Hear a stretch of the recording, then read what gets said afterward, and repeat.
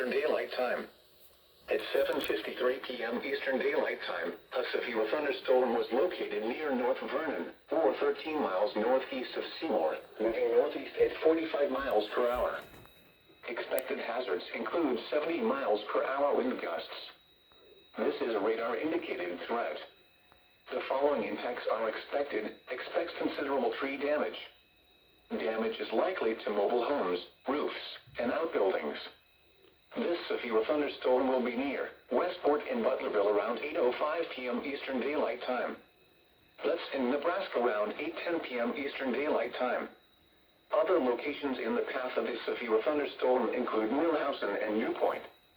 This includes Interstate 74 between mile markers 128 and 144. For your protection, move to an interior room on the lowest floor of a building.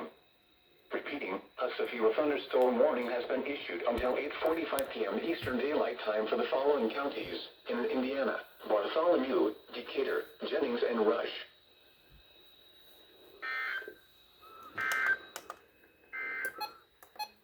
Taking a look at the 4 through 7 day forecast for Indianapolis and central Indiana.